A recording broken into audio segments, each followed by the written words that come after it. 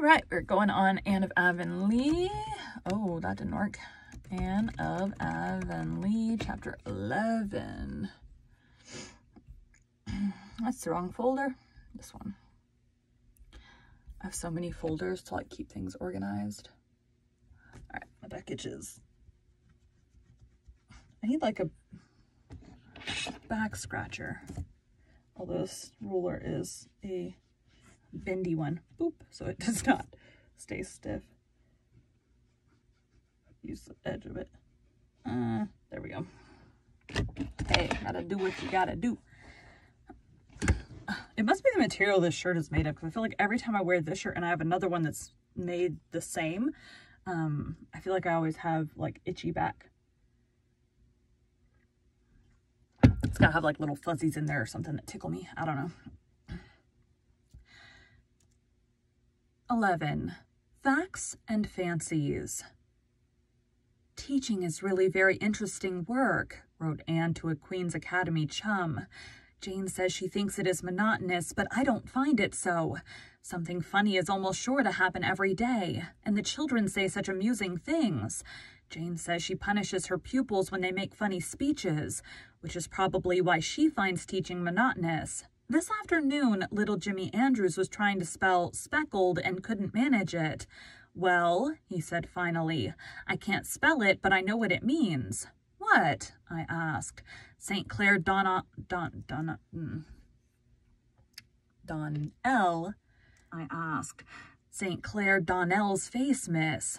St. Clair is certainly very much freckled, although I try to prevent the others from commenting on it, for I was freckled once, and well do I remember it.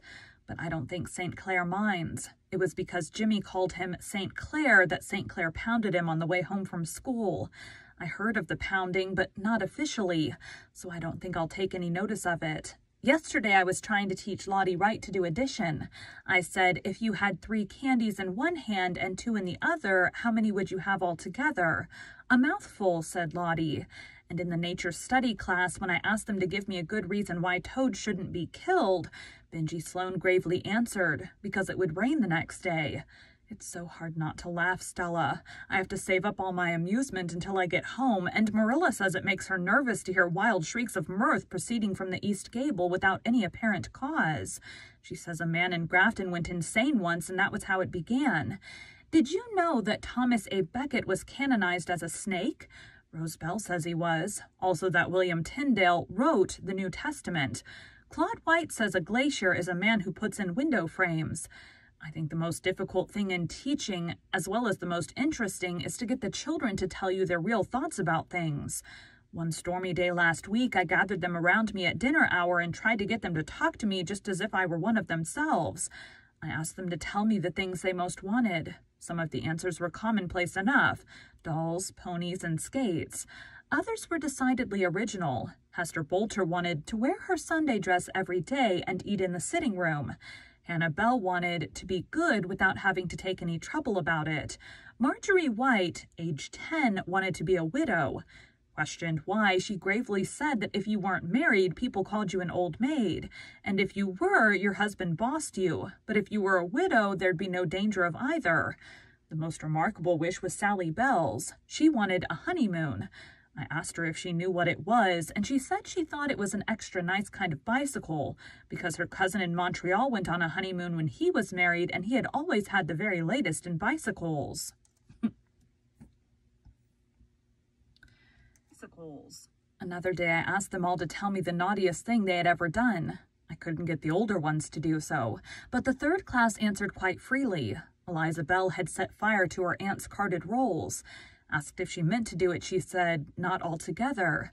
She just tried a little end to see how it would burn, and the whole bundle blazed up in a jiffy. Emerson Gillis had spent 10 cents for candy when he should have put it in his missionary box. Annetta Bell's worst crime was eating some blueberries that grew in the graveyard. Willie White had slid down the sheep house roof a lot of times with his Sunday trousers on. But I was punished for it because I had to wear patched pants to Sunday school all summer. And when you're punished for a thing, you don't have to repent of it, declared Willie. If you could see some of their compositions. So much do I wish that I'll send you some copies of some written recently.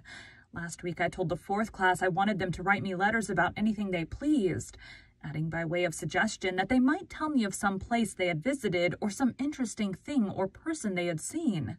They were to write the letters on real notepaper, seal them in an envelope, and address them to me, all without any assistance from other people. Last Friday morning, I found a pile of letters on my desk, and that evening I realized afresh that teaching has its pleasures as well as its pains. Those compositions would atone for much. Here is Ned Clay's address, spelling and grammar as originally penned. His is clearly not going to be penned. Miss Teacher Shirley, Green Gables, penned. Miss Teacher Shirley, Green Gables, P.E. Island, Canned Birds. Dear Teacher, I think I will write you a composition about birds. Birds is very useful animals. My cat catches birds. His name is William, but Pa calls him Tom. He's an all-stripped cat, and he got one of his ears froze off last winter. Only for that he would be a good-looking cat. My uncle has adopted a cat. It come to his house one day and wouldn't go away, and Uncle says it has forgot more than... And Uncle says it has forgot more than most people ever knowed. He lets it sleep on his rocking chair. I mean, it's right. People ever knowed. He lets it sleep on his rocking chair, and my aunt says he thinks more of it than he does of his children. That is not right. We ought to be kind to cats and give them new milk, but we ought not to be better to them than to our children. This is all I can think of, so no more present from. Edward Blake Clay. St. Clair Donnell's is, as usual, short and to the point. St. Clair never wastes words. I do not think he chose his subject or added the postscript out of malice afterthought. It is just that he has not a great deal of tact or imagination.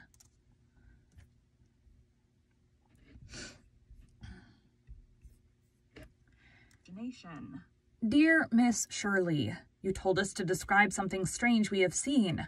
I will describe the Avonlea Hall. It has 2 doors, an inside one and an outside one. It has 6 windows and a chimney. It has 2 ends and 2 sides. It is painted blue. That is what makes it strange. It is built on the lower Carmody Road. It is the 3rd most important building in Avonlea. The others are the church and the blacksmith shop. They hold debating clubs and lectures in it and concerts. Yours truly, Jacob Donnell. P.S. The hall is a very bright blue. Annetta Bell's letter was quite long, which surprised me. For writing essays is not Annetta's forte, and hers are generally as brief as St. Clair's. Annetta is a quiet little puss and a model of good behavior, but there isn't a shadow of originality in her. Here is her letter. Dearest Teacher, I think I will write a letter to tell you how much I love you. I love you with my whole heart and soul and mind, with all there is of me to love, and I want to serve you forever. It would be my highest privilege. That is why I try so hard to be good in school and learn my lessons. You are so beautiful, my teacher. Your voice is like music, and your eyes are like pansies when the dew is on them. You are like a tall, stately queen. Your hair is like rippling gold. Anthony Pye says it is red, but you needn't pay attention to Anthony. I have only known you for a few months, but I cannot realize that there was ever a time when I did not know you, when you had not come into my life to bless and hallow it. I will always look back to this year as the most wonderful in my life because it brought you to me. Besides, it is the year we moved to Avonlea from Newbridge. My love for you has made my life very rich, and it has kept me from much of harm and evil. I owe this all to you, my sweetest teacher. I shall never forget how sweet you looked the last time I saw you in that black dress with flowers in your hair. I shall see you like that forever, even when we are both old and gray. You will always be young and fair to me, dearest teacher. I am thinking of you all the time, in the morning and at the noontide and at twilight. I love you when you laugh and when you sigh, even when you look disdainful. I never saw you look cross, though Anthony Pye says you always look so. But I don't wonder you look cross at him, for he deserves it. I love you in every dress. You seem more adorable in each dress than the last. Dearest teacher, good night. The sun has set and the stars are shining, stars that are as bright and beautiful as your eyes. I kiss your hands and face, my sweet. May God watch over you and protect you from all harm. All harm. Your affectionate pupil, Annetta Bell. This extraordinary The bell. This extraordinary letter puzzled me not a little. I knew Annetta couldn't have composed it any more than she could fly. When I went to school the next day, I took her for a walk down to the brook at recess and asked her to tell me the truth about the letter. Annetta cried and fessed up freely. She said she had never written a letter, and she didn't know how to or what to say. But there was a bundle of love letters in her mother's top bureau drawer which had been written to her by an old beau. It wasn't father, sobbed Annetta. It was someone who was studying for a minister, and so he could write lovely letters, but Ma didn't marry him after all. She said she couldn't make out what he was driving at half the time, but I thought the letters were sweet and that I'd just copy things out of them here and there to write you. I put teacher where he put lady, and I put in something of my own when I could think of it, and I changed some words. I put dress in place of mood. I didn't know just what a mood was, but I supposed it was something to wear. I didn't suppose you'd know the difference. I don't see how you found out it wasn't all mine. You must be awful clever, teacher. I told Annetta it was very wrong to copy another person's letter and pass it off as her own. But I'm afraid that all Annetta repented of was being found out. And I do love you, teacher, she sobbed. It was all true, even if the minister wrote it first. Sobbed. It was all true, even if the minister wrote it first. I do love you with all my heart. It's very difficult to scold anybody properly under such circumstances. Here is Barbara Shaw's letter. I can't reproduce the blots of the original. Dear teacher, you sent me my... Original. Dear teacher, you said we might write about a visit. I never visited but once. It was at my Aunt Mary's last winter. My Aunt Mary is a very particular woman and a great housekeeper. The first night I was there, we were at tea. I knocked over a jug and broke it. Aunt Mary said she had had that jug ever since she was married and nobody had ever broken it before. When we got up, I stepped on her dress and all the gathers tore out of the skirt. The next morning when I got up, I hit the pitcher against the basin and cracked them both, and I upset a cup of tea on the tablecloth at breakfast. When I was helping Aunt Mary with the dinner dishes, I dropped a china plate and it smashed. That evening I fell downstairs and sprained my ankle and had to stay in bed for a week. I heard Aunt Mary tell Uncle Joseph it was a... For a week? I heard Aunt Mary tell Uncle Joseph it was a mercy or I'd have broken everything in the house. When I got better, it was time to go home. I don't like visiting very much. I like going to school better, especially since I came to Avonlea. Yours respectfully, Barbara Shaw.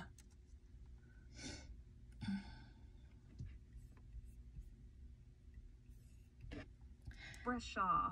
Willie Whites began, Respected Miss, I want to tell you about my very brave aunt. Excuse me. Brave aunt. She lives in Ontario, and one day she went out to... Brave aunt. She lives in Ontario, and one day she went out to the barn and saw a dog in the yard. The dog had no business there, so she got a stick and whacked him hard and drove him into the barn and shut him up. Pretty soon a man came looking for an imaginary lion. Query, did Willie mean a menagerie lion that had run away from a circus? And it turned out that the dog was a lion, and my very brave aunt had drove him into the barn with a stick. It was a wonder she was not ate up, but she was very brave. Emerson Gillis says if she thought it was a dog, she wasn't any braver than if it was really a dog. But Emerson is jealous because he hasn't got a brave aunt himself, nothing but uncles. I have kept the best for last. You laugh at me because I think Paul is a genius, but I am sure his letter will convince you that he is a very uncommon child. Paul lives away down near the shore with his grandmother, and he has no playmates. No real playmates. You remember our school management professor told us that we must not have favorites among our pupils. But I can't help loving Paul Irvin the best of all mine. I don't think it does any harm, though, for everybody loves Paul. Even Mrs. Lind, who says she could never have believed she'd get so fond of a Yankee. The other boys in school like him, too. There's nothing weak or girlish about him in spite of his dreams and fancies. He's very manly and can hold his own in all games. He fought St. Clair Donnell recently because St. Clair said the Union Jack was away ahead of the Stars and Stripes as a flag. The result was a drawn battle and a mutual agreement to respect each other's patriotism henceforth. St. Clair says he can hit the hardest, but Paul can hit the oftenest.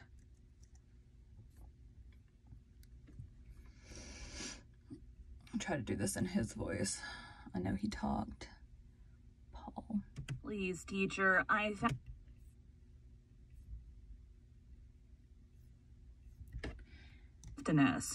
Paul's letter.